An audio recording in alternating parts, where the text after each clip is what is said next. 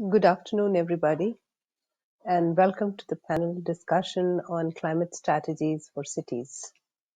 I would like to thank DWIH for setting up this interesting panel discussion today. As climate emergency aggravates, there is a need to harness the intellectual and creative potential of cities in the battle against climate change. Climate resilience is at top of the urban development agenda in many developing as well as developed countries. This panel today will present urban strategies of mitigation and adaptation to climate change, showcasing examples from India and Germany. For guidance, there are several instruments that we could talk about at national level, both in Germany and India. And I would just like to mention a couple here. One, the Leipzig Charter, which is now in the new avatar, the new Leipzig Charter. That is the guiding document for cities for public interest oriented urban development in Europe and was adopted in November 2020.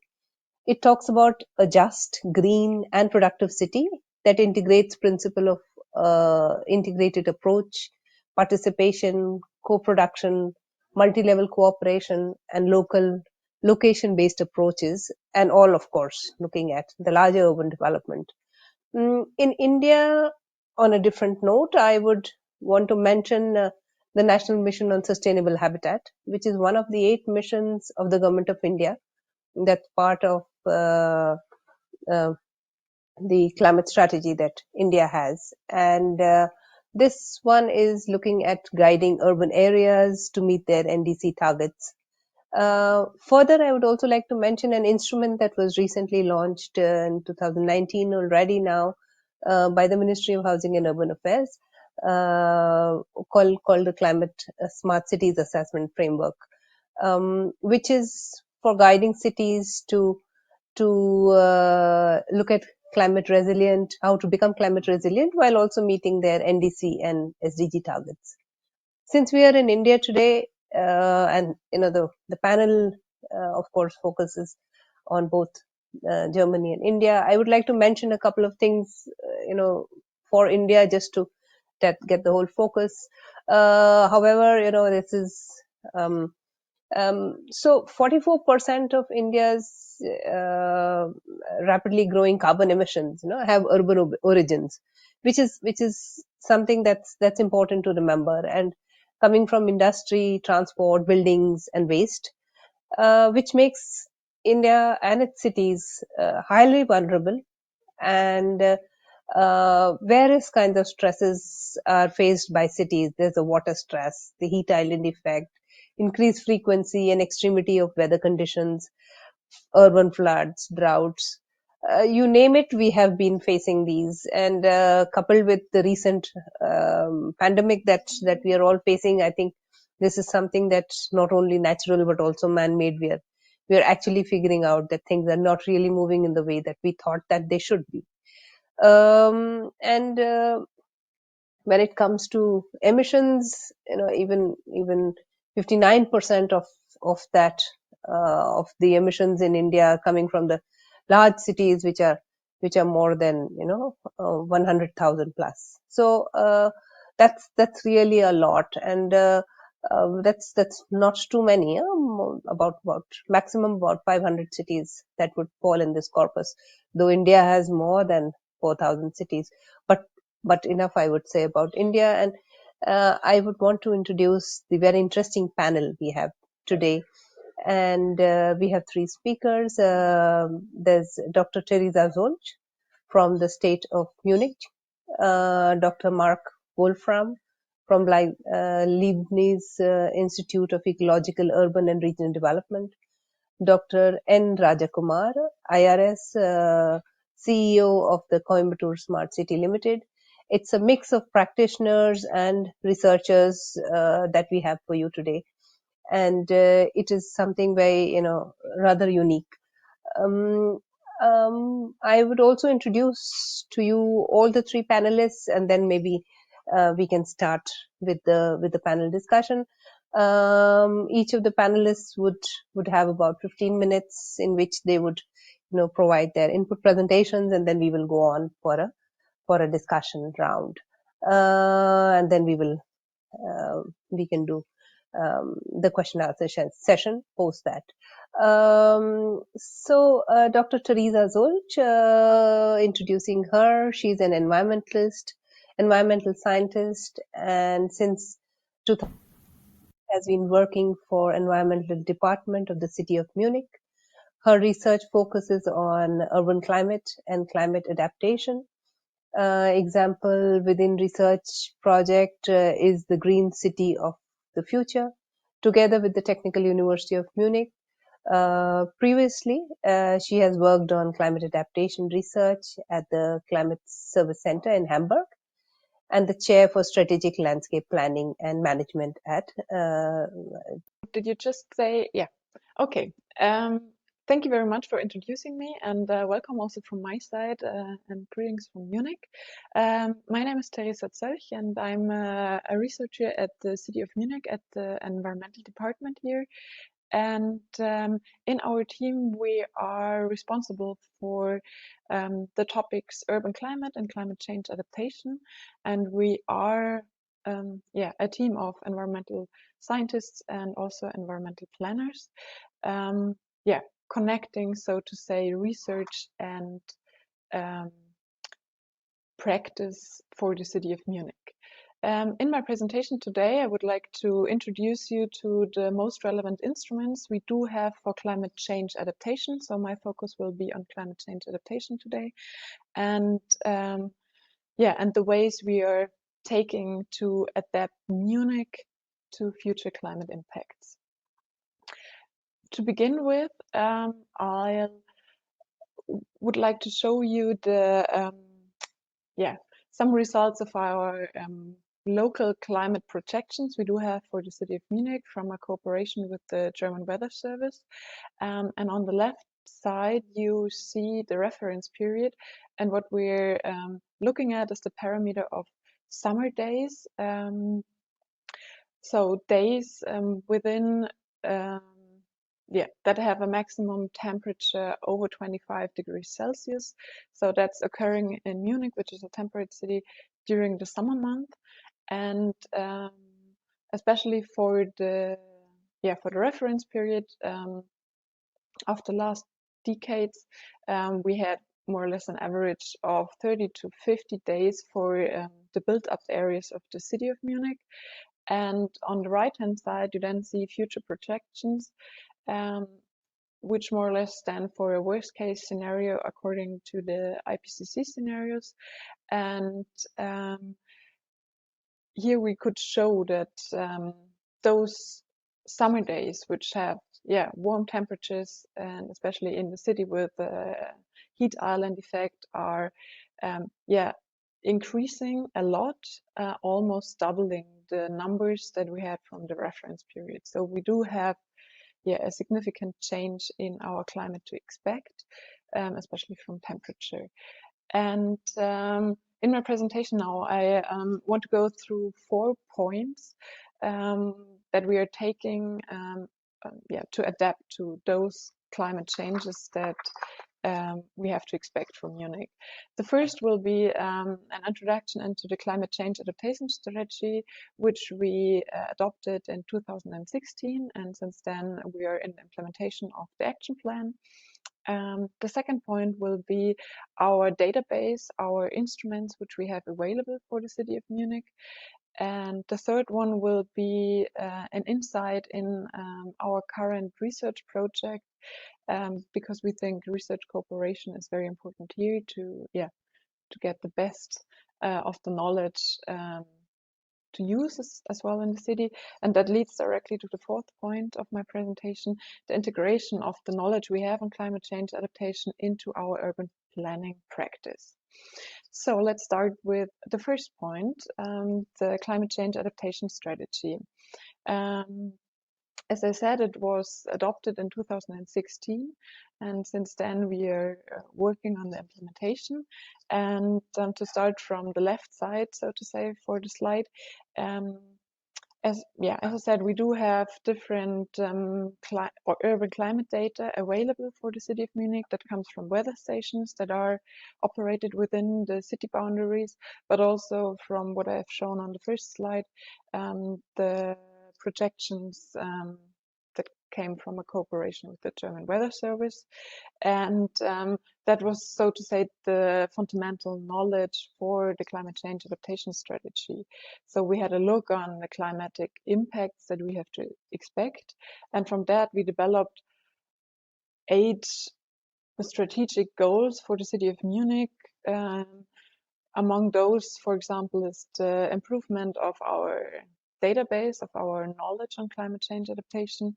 And on the other hand, it's also the protection of climate sensitive areas that are important for the urban climate conditions in Munich. From those goals, we abstracted 26 actions, and it was done together with our colleagues coming from all over the city administrations.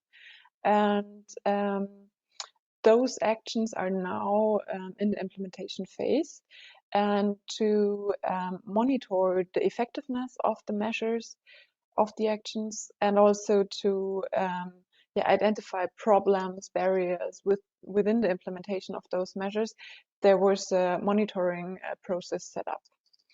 And in the central figure, I would like to focus on the interdisciplinary working together in this or for this climate change adaptation strategy.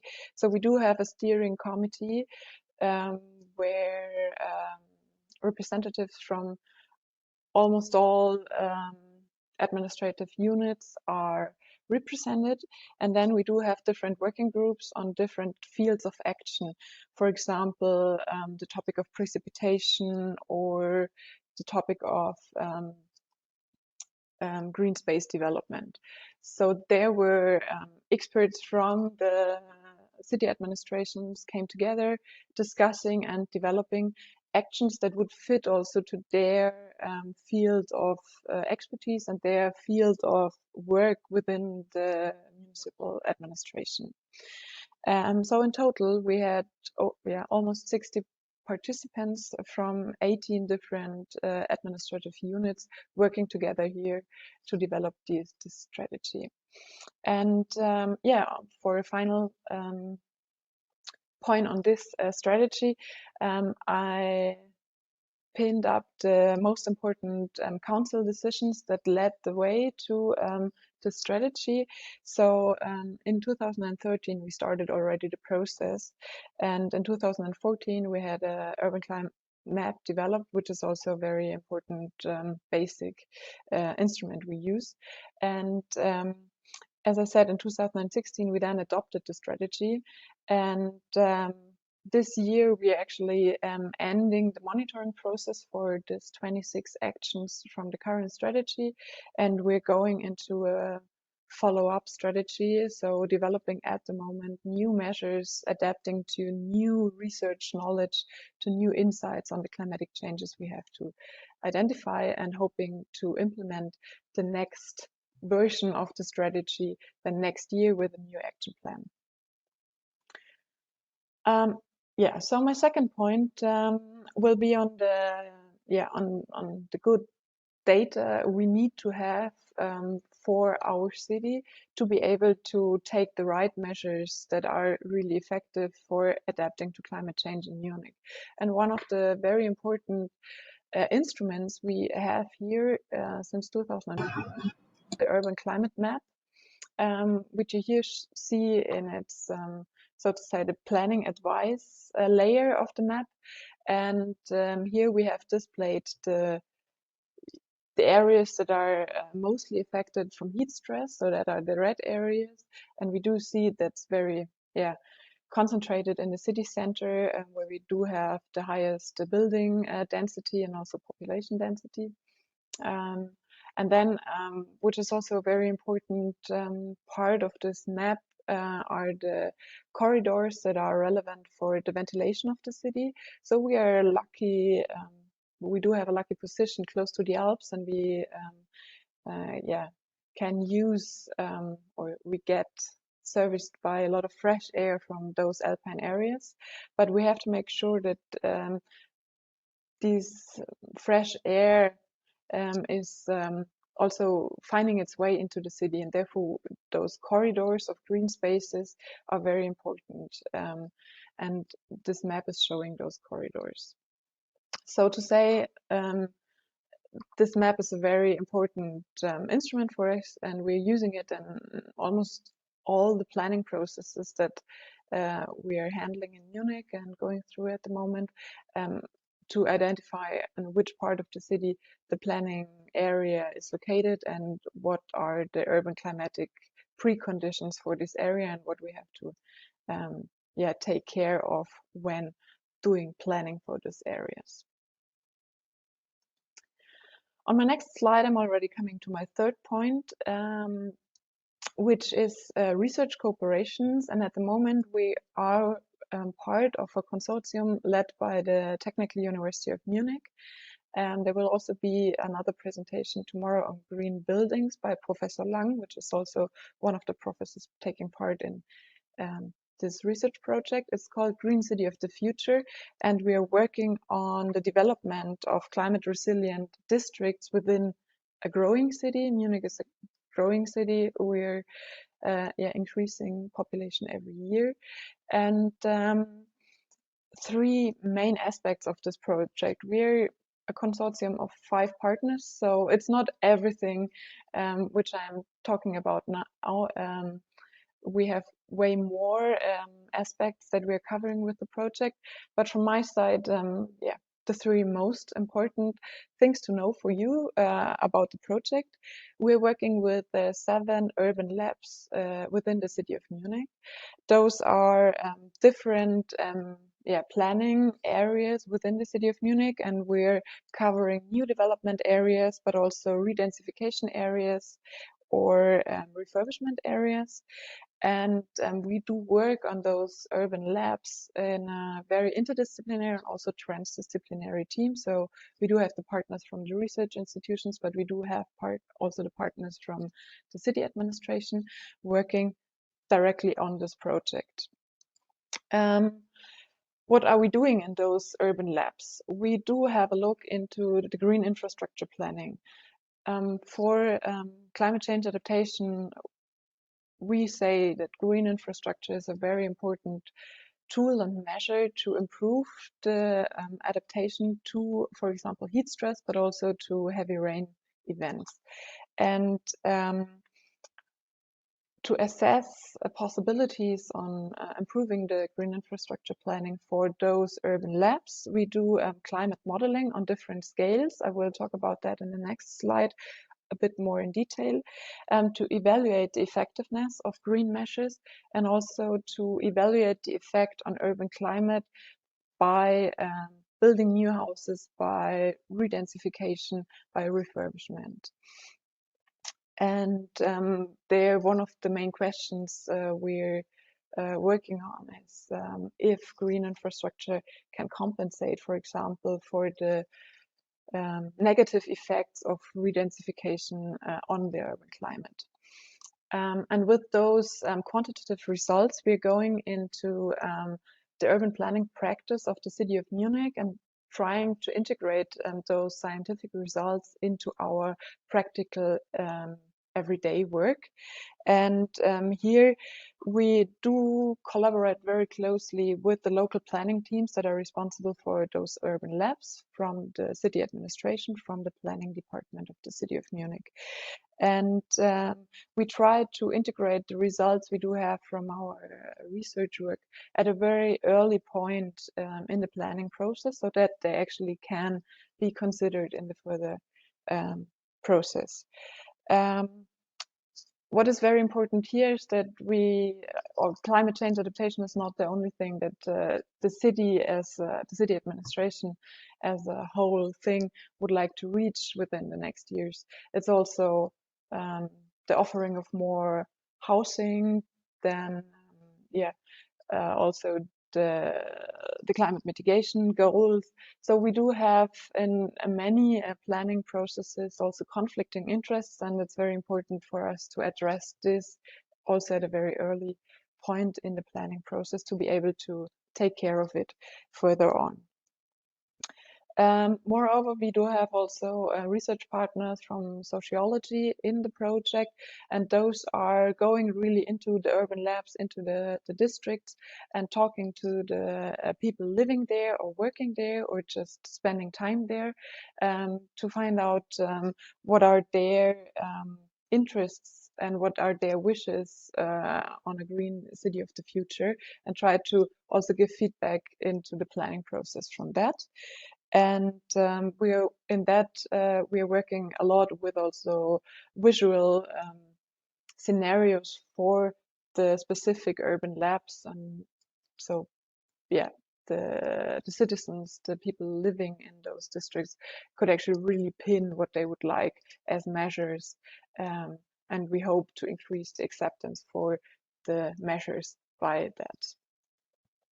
As I said, I would like to quickly also introduce you into our modeling approach on different scales for a district. And we do start with the assessment of, as I said, the ventilation situation for the respective district by a district scale urban climate modeling approach. And then we go into the micro scale to optimize the thermal comfort conditions, so to mitigate heat stress when you spend, or when people are spending time outdoors. And at the smallest scale, so to say, we also look into the building itself. So we do have building modeling and also life cycle assessments on how climatic changes outdoors are also affecting indoor climate, and in Germany then mainly heating demand, and therefore also a climate change mitigation topic, but also possible cooling demands if it's really getting hotter in the future. Also private households in Germany would start maybe to implement air conditioning systems, which at the moment is not standard in Germany, and would have a definite increase in carbon emissions and needs of energy. So and on the right side, I just quickly show you some first results from one of our urban labs. The graphic on the top is showing results for the cold air flow in that area, and the darker the blue color it is, the higher the cold air that comes into the district is, and therefore more ventilation at night takes place. And you see then in the red area the microscale focus area within the district, where we then test with different greening measures on how to improve the thermal comfort during the day, measured by the PET parameter, standing for thermal comfort outdoors, but also on how, for example, additional trees could be a barrier for the nighttime ventilation, and to by looking at both scales, we try to get out of conflicting interests by implementing green infrastructure measures. So that's about the project Green City of the Future. If you have more questions on that, please let me know afterwards or in the discussions. And now coming to my last slide, and also with the last point, which we from the city administration see as the most relevant point. We cannot be part of a research project without then using those results from research cooperation also in our daily practical work. And therefore the integration of climate knowledge into practice is very important. And we work with two pillars. actually for this integration. The one is mainstreaming the climate knowledge into the urban planning practice. And the second one is capacity building actually for our colleagues in the city administration, but also by teaching in university careers to actually prepare also young students, young professionals already for our, so to say, practical work in city administration. For the first pillar, for the general, for the mainstreaming work, I would like to, pass over to you some general approaches we are working with, and that is at first the identification of windows of opportunities, because sometimes there are good moments in the planning process where it's easy to integrate this knowledge, and then you really have to use those moments, and this is always earlier in the process, or the earlier in the process, the easier it is to integrate the knowledge. And a second point is that we're trying to work very closely together in different disciplines. So I'm coming from the environmental department, but my colleagues from the planning departments, we have almost exchange every day, because it's so important to integrate all the environmental aspects into the planning practice to really take care of a sustainable future for our city. And with that, we also are working on joint projects and action plans, so to say. On a next level, a bit more detailed into the real planning processes that the planning department takes care of for the city of Munich. As I said before, the early consideration is very, very important already at the beginning of the process. And then we see that the use of quantitative data, of urban climate maps, of modeling results to really visualize also the effects on the urban climate by urban development is very, very valuable in the communication with urban planners and also with politicians, and gives us also the opportunity before the planning actually is implemented to also test different scenarios and select then the best scenario. For example, the aspect of climate change adaptation. And a last point is also, as I said already in the project introduction, that addressing different interests and conflicts also at a very early stage is important. And then to the second pillar, on the capacity building, we do different workshops and so to say educative modules within the administrations, and also develop instruments for our colleagues in the other departments. And one of the instruments is then, for example, also roundtable discussions. And with that in mind, I hope you got an insight into the work we're doing at the City of Munich. And I would like to thank you for your attention and pass back the microphone, so to say, to the next speaker. Thank you very much. So much, Dr. Teresa, and please feel free to put your questions in the chat. We will take the questions post the other presenters. So I would like to now welcome Dr. N. Rajakumar, IRS. He is the CEO of the Coimbatore Smart City Limited. Dr. Rajakumar is currently posted in Coimbatore, and he has worked in the income tax department at various levels in Coimbatore, in Chennai, and in Mumbai, in various capacities as the assistant commissioner, deputy commissioner, and the joint commissioner. I welcome Dr. Rajakumar to please take over the presentation and start. Maybe Dr. Rajakumar is facing some technical issues. Maybe we proceed with the Dr. Wolfram. Dr. Wolfram is the director of the Leibniz Institute of Ecological, Urban and Regional Development. He is also professor of spatial development and transformation at Dresden University of Technology and the chair of the Dresden Graduate School. His own research deals with the dynamics of urban and regional change and the strategies and approaches for steering such change towards sustainability, focusing on the role of governance, policy, planning, and design, and the spatial and physical dimensions involved. With that brief introduction, I would request Dr. Wolfram to please unmute himself and take over the presentation. Thank you. Thank you, Vaishali. I hope this works now. I also had a couple of technical issues before, but I can see at least the image now. I can see the slides, so I keep on talking, and unless I see another sign, okay. Yeah, thank you for inviting me also to this talk. I try to stick to the time frame.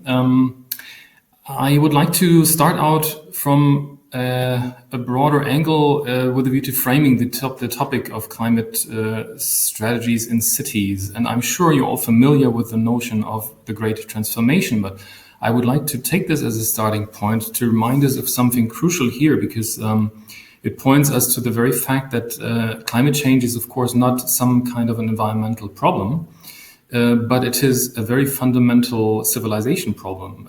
By addressing these integrated social, ecological, economic, and also technological challenges, it becomes clear that we need a step change. So there's a lot of talk about transformation, but usually I think these days in particular, the deeper meaning of this gets lost.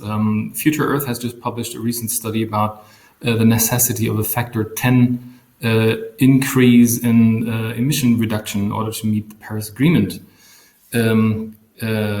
commitments. And this is sort of the bottom line, as we all know. And there's, of course, more to that, because in terms of the Anthropocene, in terms of human impact on our Earth system, it is equally clear that there is no control of humans.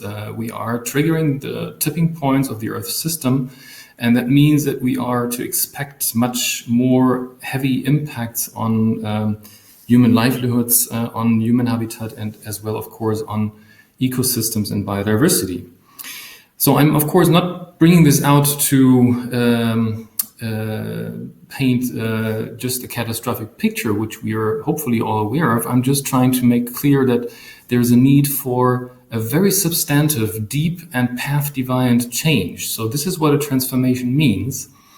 And it implies, and this is also often overlooked, two interacting kinds of processes. One is, of course, that we need to think about a new socio-economic, ecological system that we need to build up. And that is largely the focus in terms of innovating and developing innovations that befit a desirable future. However, what tends to be overlooked is that we have an existing system that we actually have to get rid of. And this building back is not a building back better, but it's a deconstruction. It means that we have to get rid of existing structures, of existing institutions, of cultures, practices, that we cannot maintain. This is as dramatic as it sounds, but I think what we need to ask ourselves is, of course, how does this impact on the issue that we have here at hand in terms of climate strategies for cities? So how can cities obviously not only muddle through in order to achieve this objective of combining innovation and exnovation, but to actually move forward in a strategic manner. And I think this has a lot to do with what I would call city. As we just heard also in the previous talk, capacity building is a vital aspect of this, but we can only imagine to achieve this major shift in our societal and also socio-ecological systems if we build capacities that are much more encompassing, that are actually systemic. And what I mean by that, I would like to outline very briefly by talking about a potential transformative climate strategy for cities and what that entails. So the very first point I would like to make in terms of an element that such a strategy should embrace is about empowerment and inclusion. And this is not meant to just underpin legitimacy or representation in terms of democratic systems. This is to be taken for granted, I would say. This is rather about questions of radical innovation. So we cannot expect, of course, the types of innovations that are required to happen by way of drawing on the same actors and the same actor constellations, the same agency, essentially, that we currently are drawing upon. So the question is, of course, how to get involved actors that have actually deviant ideas and deviant solutions and are working already on these in society. So communities of practice, apparently, that are not in the mainstream, but that are developing a different way and alternative ways of organizing and structuring society. So the question is therefore how to identify and how to involve those forerunners and communities that can offer real alternatives and that can push the current systems towards a different pathway, basically by starting a deliberation process, of course, but also, and this will be important next points, by triggering new thinking about the future and by experimentation. So in terms of futures, I think the next key element is clearly about what I would call sustainable and resilient futures in the plural. And this is not just about foresight. This is not meant to address some kind of a technical exercise, but it's about new narratives. You may be familiar with the notion of the good Anthropocene and the question of how to frame a future which might be utopian, but which can actually trigger and motivate people to undertake change that is as substantive as I've just outlined it. And this cannot be done, of course, by dystopias. Dystopias are usually not particularly motivating, but this can be done by visions that are inclusive, that are empowering, and that can indicate a pathway which is leading towards a desirable future. And this kind of narratives is obviously not the typical mayor's vision, so it's not a top-down kind of a city vision that is often promoted and promulgated by city administrations, but it needs to be something that is built, of course, from the bottom up. And it needs to address, of course, key questions about what are the core values that we are pursuing here. What does it mean to have quality of life in the city? Because there are fundamental trade-offs to be addressed, because there are fundamental goal conflicts, apparently, that need to be addressed and need to be resolved. And that doesn't happen by just claiming a sustainability future which isn't substantiated. And substantiation also involves science in a very prominent role, because these things need to be assessed. They need to be looked at from both angles, from the desirability point of view, but also from the feasibility point of view. And that requires, of course, a lot of exercise in terms of participatory modeling, scenario development, and assessment. Then the next key element I would say that immediately follows is experimentation, but not just for the sake of experimentation itself, but essentially for moving towards really radical innovations. So radical innovations are obviously those that provide for a really encompassing, holistic approach that are not focusing on technologies, but they address social innovation, they address business innovation, ecological innovation in more holistic concepts. And that implies, of course, also developing new organizational forms, new institutions, rules, regulations, and so forth. So this type of radical experimentation is what we are, what we need to undertake substantially more. A critical type of actor in building transformative capacity are intermediaries. This has been largely recognized by a vast diversity of empirical studies as well. But it also needs a proactive approach, because this knowledge implies that in developing such strategies, cities and their stakeholders need to be aware that intermediaries, so those brokers in terms of knowledge, in terms of resources, but also in terms of discourses and power positions, are actually vital in terms of moving forward to develop the kind of future narratives that I mentioned, to develop the sort of integrated experiments, and to further also the governance approach in terms of innovation. So apparently this kind of thinking about a transformative climate strategy implies a totally different governance system. So it's not about good governance only. Again, this would be taken for granted, but it's more about managing the process of building new systems, so innovation processes, reorienting the current innovation systems that are existing and that are mainly oriented towards jobs, growth, and technology-centered, and reorient them towards prosperity, sufficiency, and quality of life. Of course, this also implies that you got to have a transformation governance in terms of ex-innovation. So how do you deal with those facing real or potential losses, that are facing uncertainties and risks in terms of transition pathways between systems? Financing in this regard will be absolutely crucial, because the financial instruments and the financial security, the financial rules that can bolster the shift between systems is absolutely critical for most stakeholders. And also in terms of governance, networks will play an important role, because this is not only about local governance, but cities are part of networks. They are part of national networks, but also international networks. So these peer-to-peer exchanges, but also coalition building is a crucial part of developing a transformation governance. Learning, I would like to add social learning, notably. Again, here there is a prominent role for science, because about these processes, not only about experimentation, but also about building up a new governance structure, about the activities of intermediaries, and about empowerment and inclusion and so forth. There needs to be a learning process organized, and this goes far beyond the common exercises in terms of policy evaluation. So cities need to think about, how do we learn about our pathways? Yeah? How do we learn about, are we transforming, and are we transforming in the right direction? And last but not least,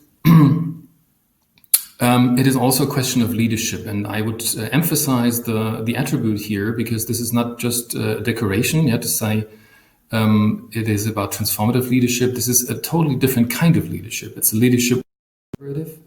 It's a leadership which is polycentric, so it's not just single individuals, but it is leadership that comes from a variety of sectors, domains, and levels.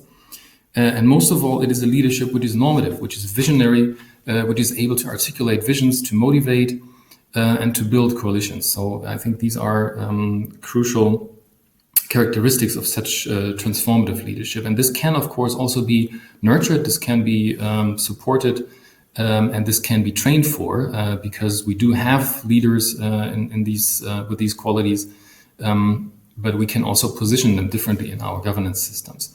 Yeah, so these are the key elements that I would highlight. These are also the main things that our research institute is working on when we collaborate with cities and regions on developing strategies, policies, and actions in terms of climate responses.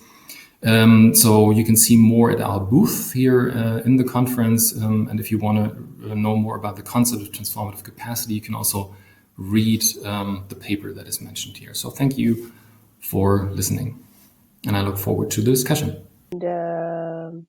And thank you also for mentioning the booth, dear participants. I would, also request you to see the other booths that are there in the virtual exhibition.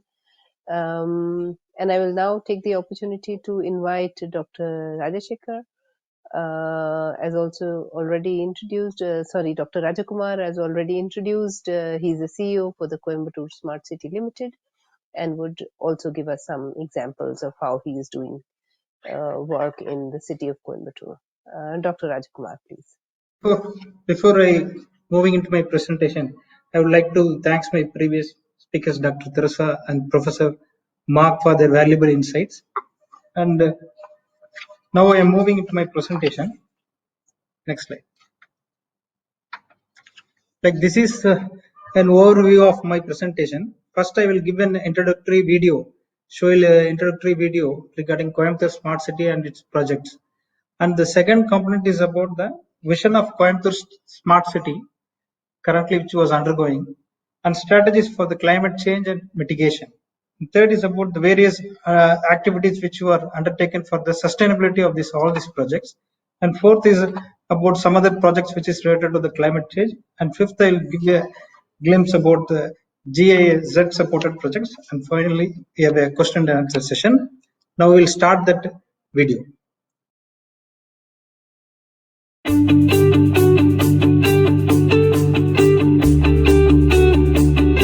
Coimbatore, also known as the Manchester of South India, is renowned for the manufacturing of motor pump sets. Coimbatore lies on the western part of Tamil Nadu, bordering the Western Ghats. Coimbatore was selected in the first round of Smart City Challenge. The area-based development comprises 8 lakes of Noyal Basin, encompassing 18 wards of the city. The total cost for the Coimbatore Smart City project is rupees 1,128 crores. Lake rejuvenation and restoration. The 8-lake rejuvenation and restoration project focuses on the city's needs for the eco-restoration of lakes and to give a concrete shape to long-term goals for Coimbatore to become more sustainable and a resilient city. The eco-restoration of the 8-lake project, which was provided as part of the Coimbatore Smart City, aims to clean up the lakes, addresses the environmental and ecological issues. Apart from that, it also aims in creating a new public realm for people to come and enjoy. The project envisages rejuvenating and restoring the following 8 lakes, and they are Narasampati Lake, Krishnampati Lake, Selvampati Lake, Kumaraswamy Lake, Selva Chintamani Lake, Periyakulam Lake, Valankulam Lake, and Singanallur Lake. The project also thrives for bringing back ecology of Coimbatore city. Completed project.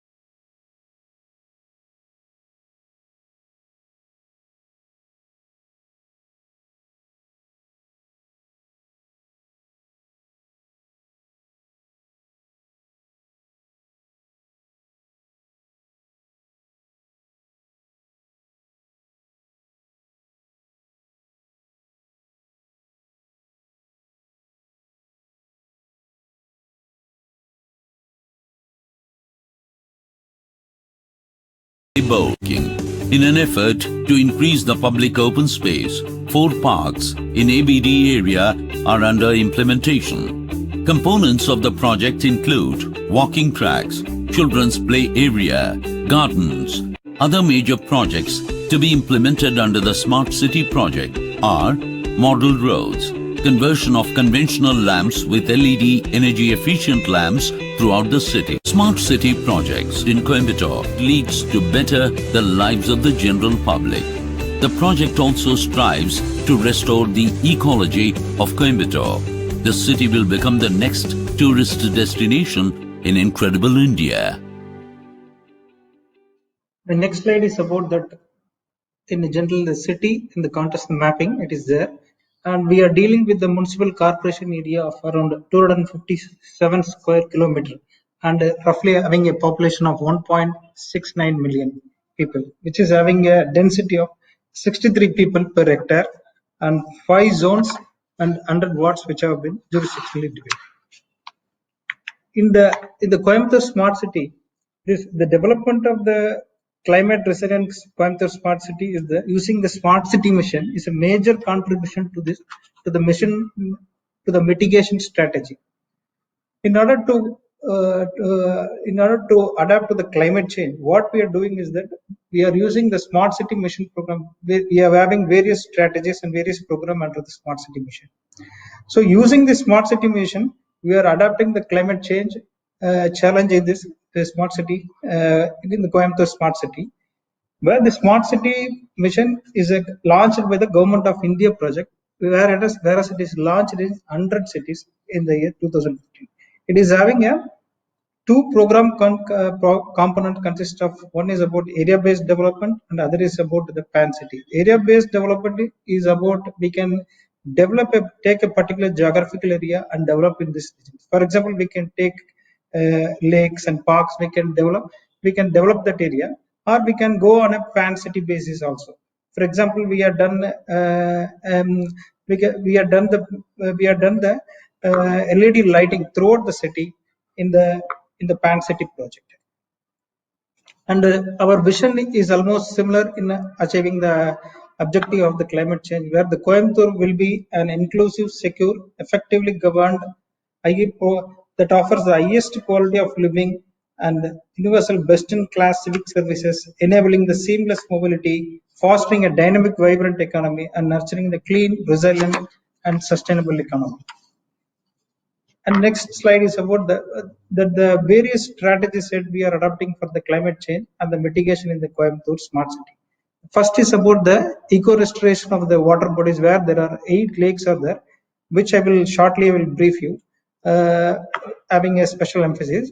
And the next is about that under the energy conservation aid, we had using the entire Coimbatore city area. The entire lights have been replaced with the LED light in order to have an energy efficient to cut down this carbon emissions.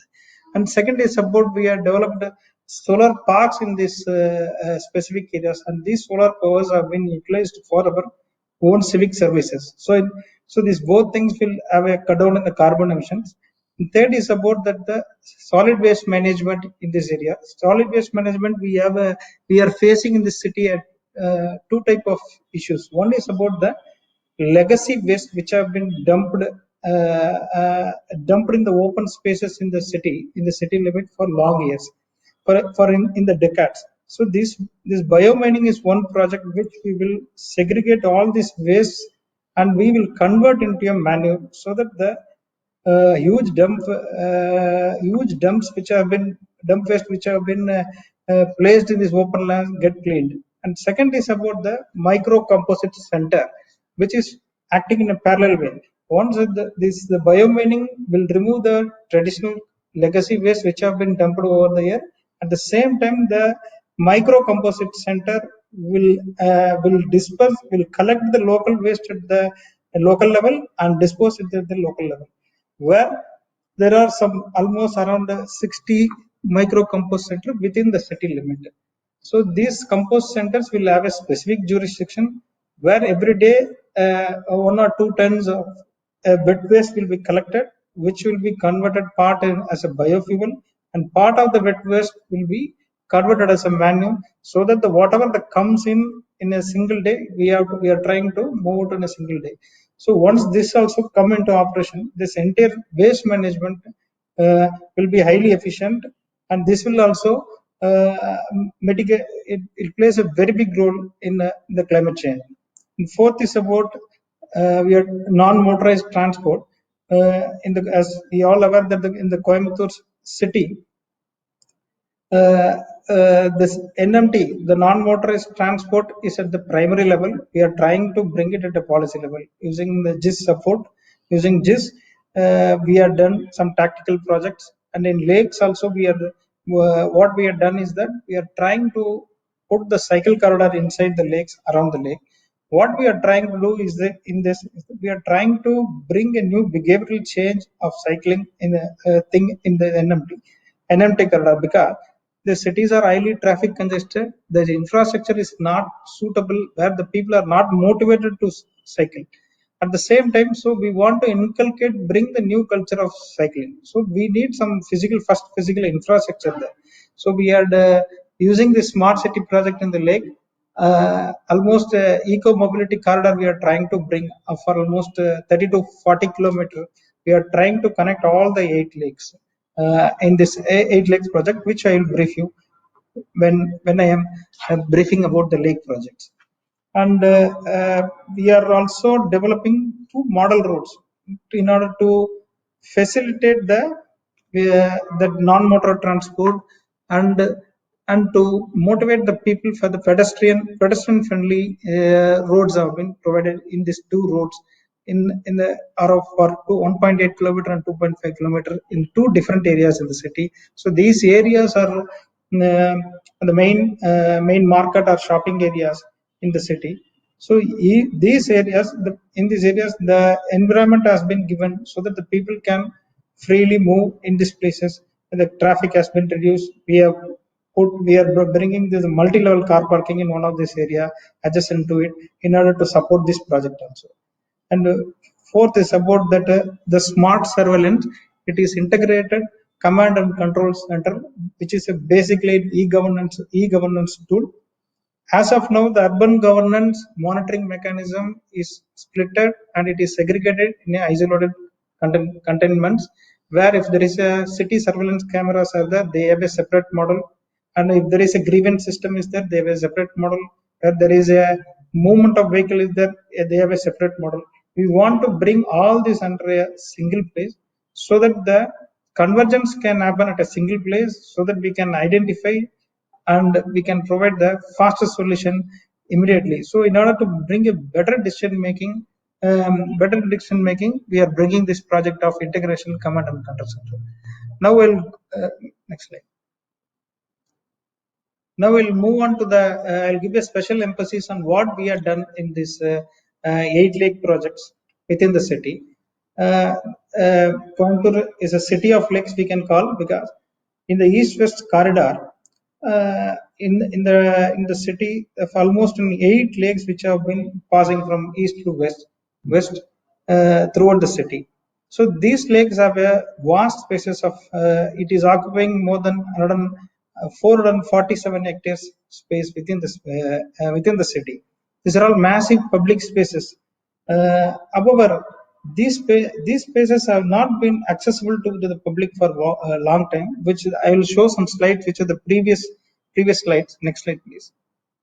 These are the before photographs, where you can see that the water is not clean, and the surfaces which are irregular, and conventionally these areas have never been accessible to the public, because the water, lot of sewage water is coming, wastewater is coming and mixing into the lakes. And second is that the adjacent bund which was protecting the water, which is totally irregular and which is not at all giving an aesthetic view or accessibility to any public. Moreover, we are face a huge difficulty of huge encroachments in this land area.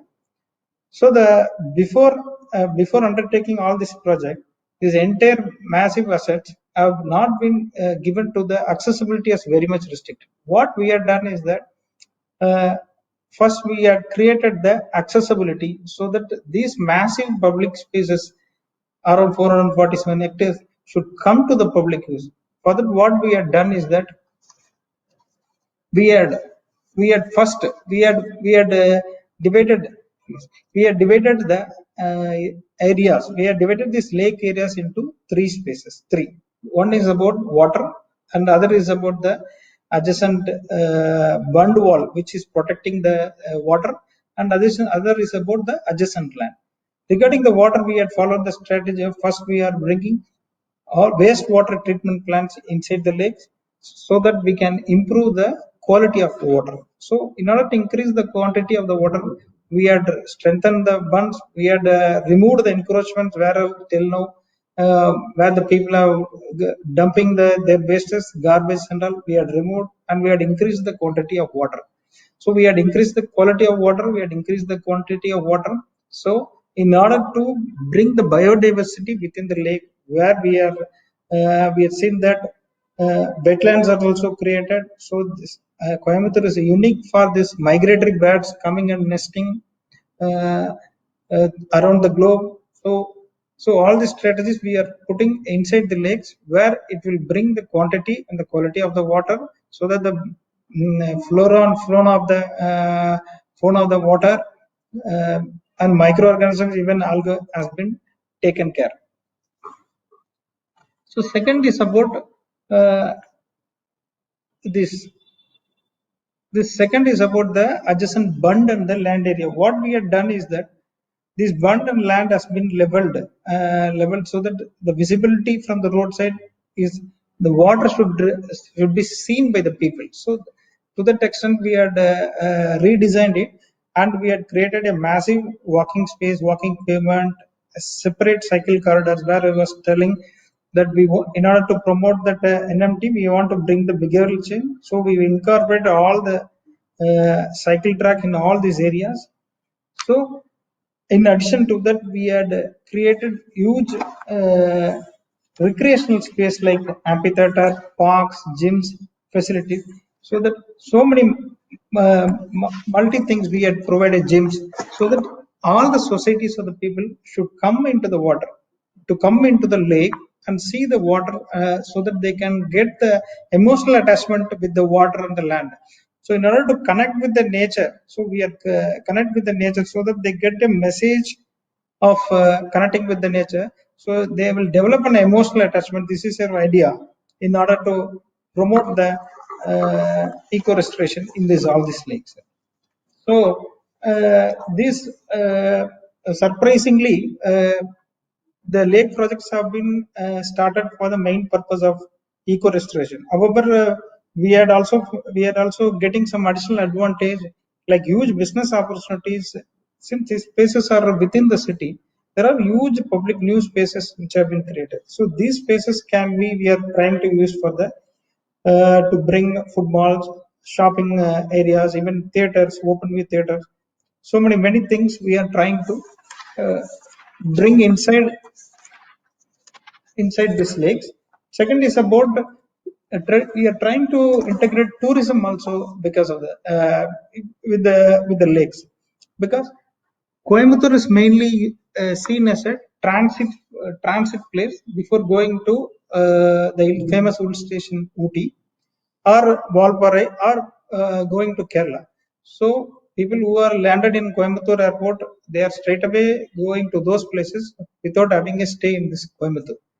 So creation of these 8 lake projects, where every lake we are bringing new unique features in each and every lake, so that the city will become major tourist attractions in this area, so that the tourism industry we are trying to 100% we are assured that the tourism and tourism related activities will develop.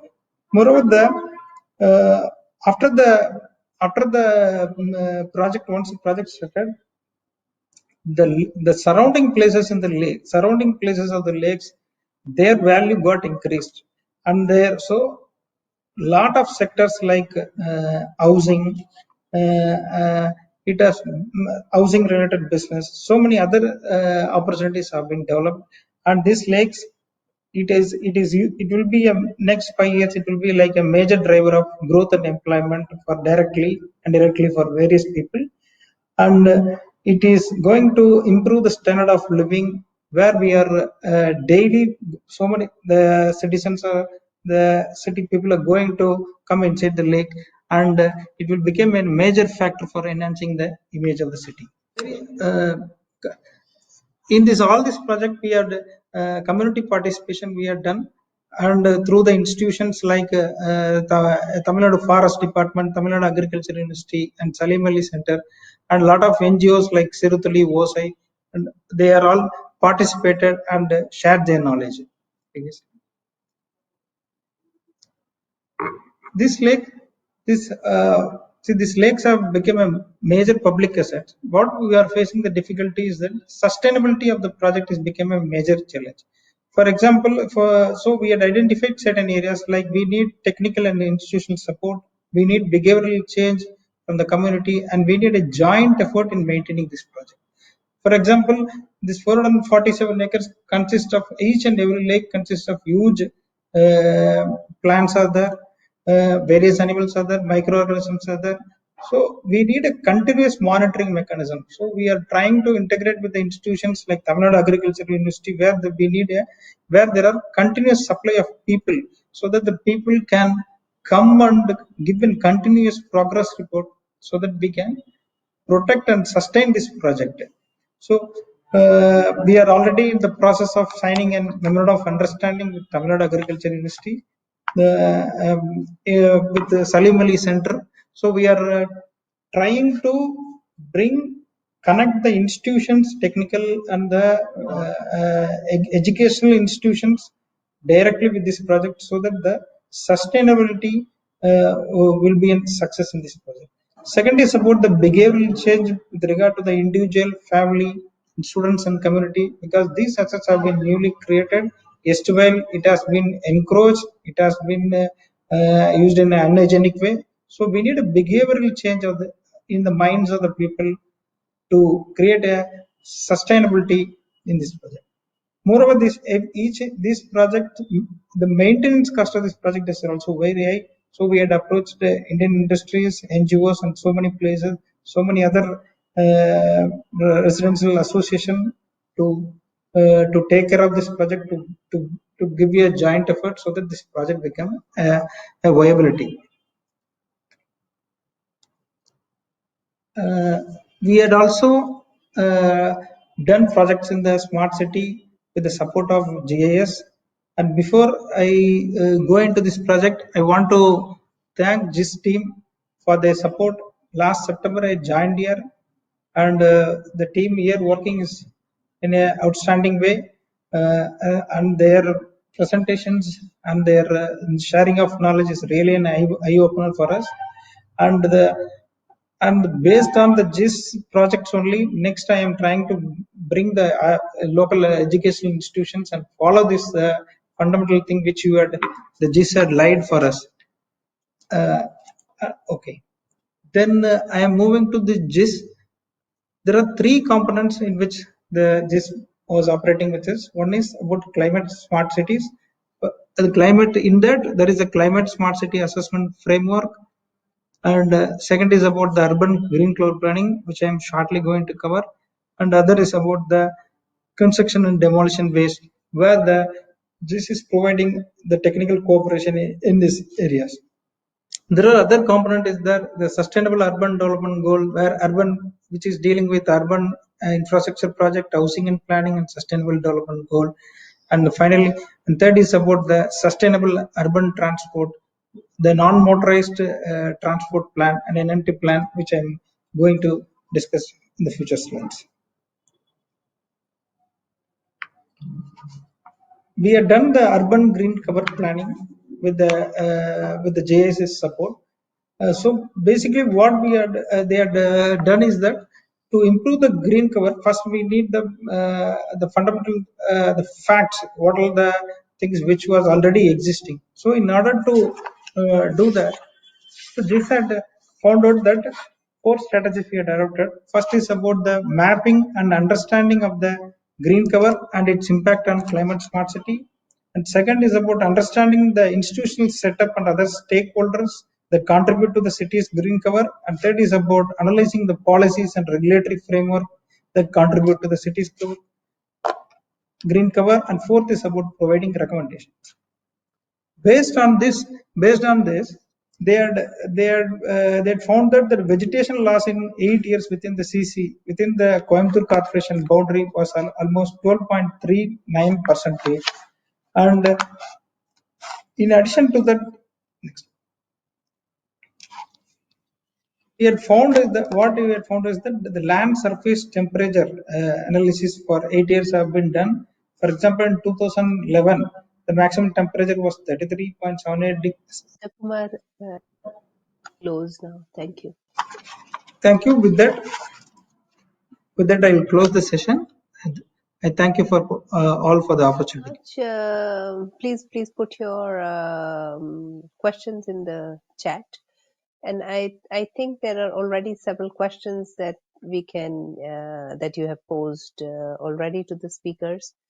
So I would pose the first question, which talks about what could be the major challenges in the sustainable, effective functioning of the urban labs and addressing the same.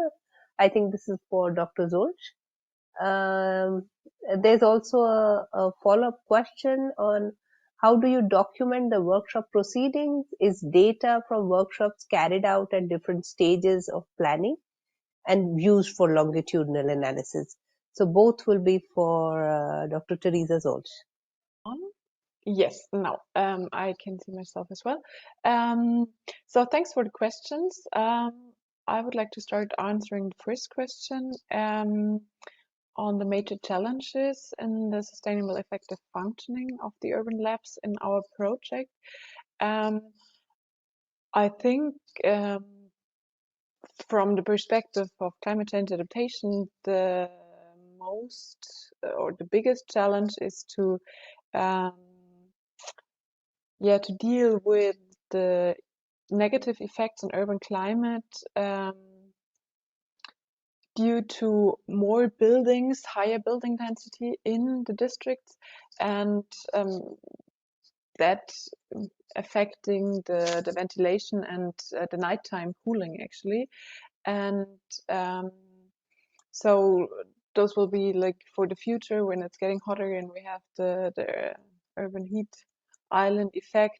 The nighttime cooling will be very important, and that's not working well together with higher building densities. So I think that will be the most important topic to address, and and that's what we're trying to tackle by this modeling approach on different scales, so that we also can test different measures at different scales and make sure that we don't have effects in between the scales from the same measure that we don't want. And also thank you for the second question on the documentation of the workshop proceedings. So we document each workshop, of course, and in the end of the project, all of the documentation leads into guidelines, checklists for urban planners. So that will be the products from our project. Regarding the second question here, if we carry out the data from the workshops at different stages in the planning, that we definitely do with the presentation of modeling results of the quantitative analyses for example, the urban labs or other planning processes, that we present results at different stages throughout the planning, and we do not do an explicit longitudinal analysis with it, but of course we do check how reactions on that changes over time. So I hope I've answered those questions, and thank you very much for your attention. So much, Dr. Teresa. So then there are questions for Professor Wolfram. What kind of institutions can help with social learning? And there's another one which talks about, could you give more examples for the activities aiming at behavioral change? What behaviors are you aiming at? Dr. Wolfram. Yeah, thank you for the question. I think the point about social learning is, of course, a very smart question. Let me clarify in the first instance that when I say institutions, it's not about organizations, it's about social rule structures. And I think that municipalities, cities, city authorities are, of course, always maintaining, but also recreating such social rule structures, as does civil society, as does business. So it's a wider field of rules according to which these stakeholders interact. And I think basic preconditions that need to be met are evidence. So it should be fact-based. There should be input, certainly in terms of what is the current state of knowledge from these different angles. It should be transparent, therefore, so that there should be reliability in terms of that all the information is made available by the respective stakeholders, and most of all, trust. And this is, of course, critical. I think this is also where the municipality comes in, because the framing for such interactions that has to be empowering, should be inclusive. Yeah, that's another conditions that I mentioned here. In order to ensure that social learning can take place in an environment which is promoting trust between the different stakeholders, because only then it is likely to occur at all. And then in concrete terms, what could it be? I think Dr. Zölch mentioned some new formats also for the city of Munich that partly could fulfill these functions. Last not least, I mean, we all know the challenges of starting like within the city administration to promote cooperation between different domains and different sectors. So I think at that level, there is a first level of social learning taking place between these different strands of action. But then obviously even more so when we are facing the boundaries towards civil society and business industry communities and third sector, because there it needs to basically create new formats, new arenas, new environments within which social learning can take place. And I'm not thinking about something highly formal here in the first instance, because, as I mentioned, it's about building trust also. So it is rather advisable to start in informal settings in order to approach these different knowledge cultures also and value orientations. And to start a context within which critical questions about the future and the right way of approaching the future can be raised and addressed. Apparently this needs to be then linked to this overarching question about what future are we pursuing, because that is what informs the learning. Yeah, what kinds of actions do follow. And it's also closely connected to the question of experimentation, because this is what immediately generates new lessons, new learnings, new insights.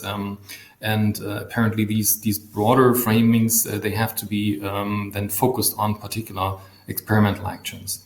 So I think it's a variety of institutional changes that have to address social learning when it comes to transformations. And they should range from very informal towards partly highly formal when it comes to concrete projects and generating evidence and so forth. But they should rely on transparency and trust in particular. For the second question, I think that was actually not meant for me, but I can, in terms of behavioral change, just one thing, I think behavioral change is a bit critical because it tends to be a framing that puts the blame on the user, so to speak. But I think we're talking about much broader cultural change and change in practices, and most of all, as I highlighted, change in political economic structures. And this is where the key is. So behaviors are sort of connected to that. They're part of the picture, but I think it's not the critical leverage, point to be addressed.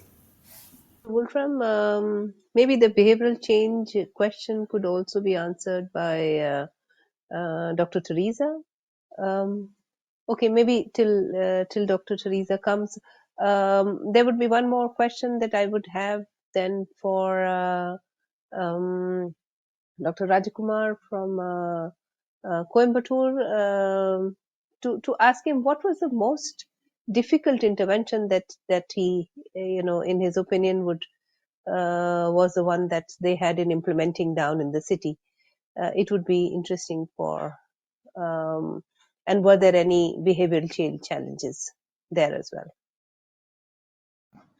I feel this. I believe this. The difficult project is about the lake projects only, because of the massive geographical scale involved.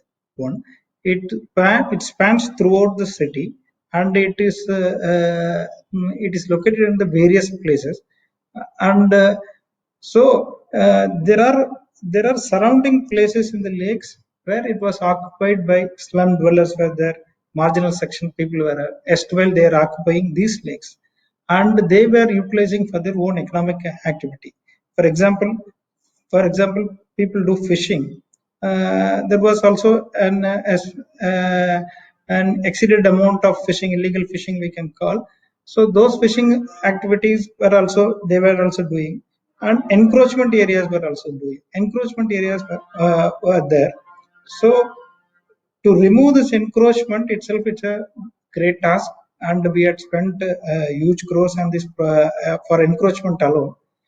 After that, there are certain maintenance is the next biggest challenge is there, and the maintenance with regard to finance, and the next is the behavioral challenge which we are facing with the people.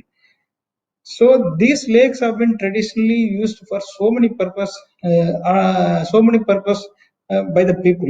So nobody is there to have an control what they are using.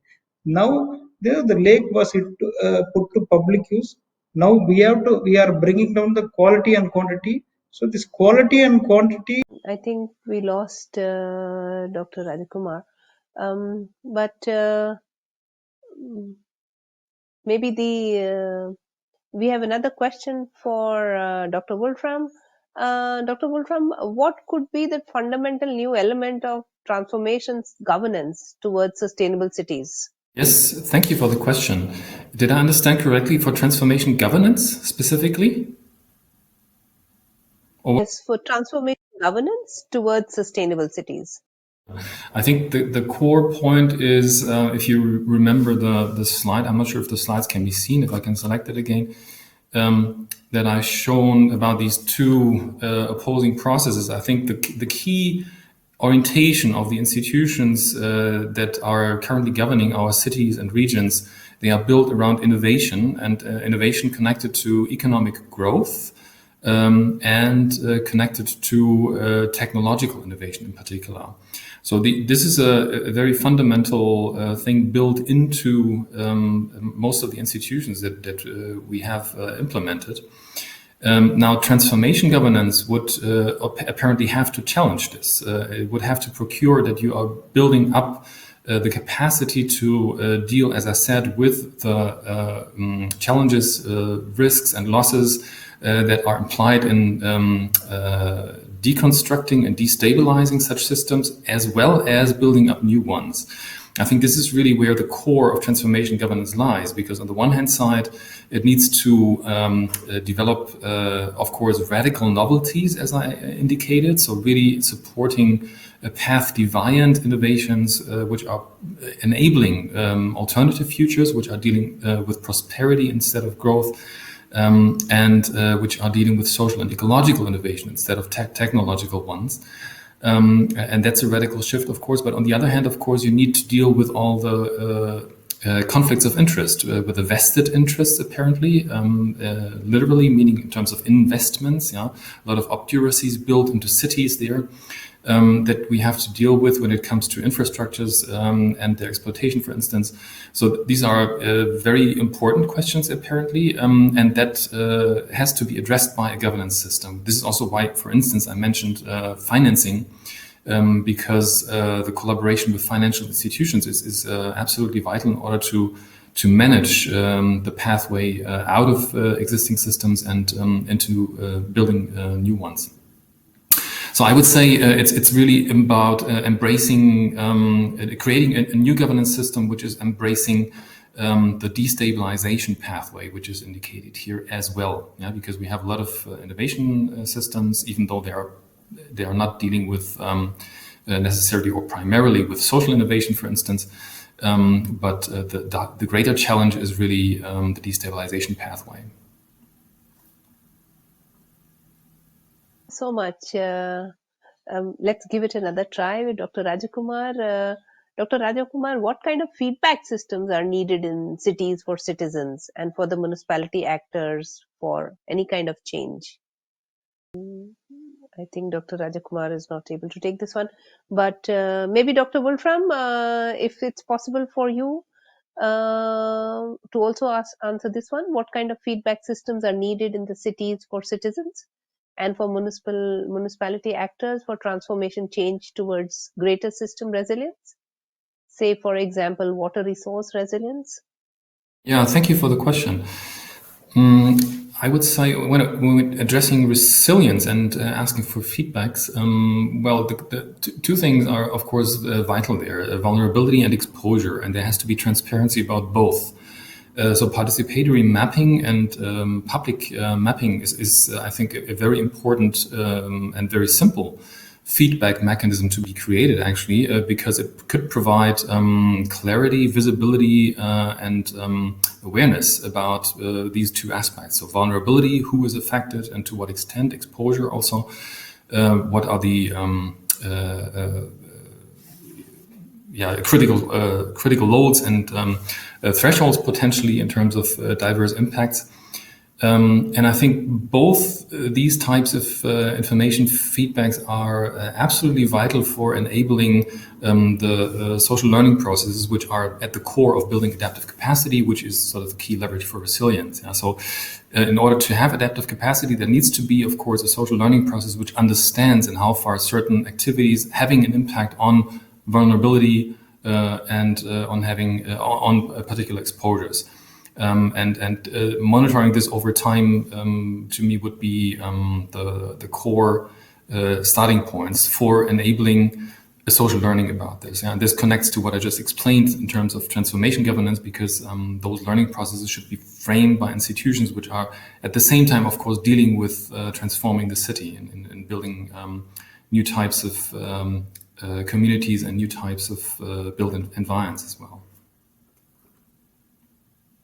Much, Dr. Wolfram. Let me give one last try, Dr. Zulch.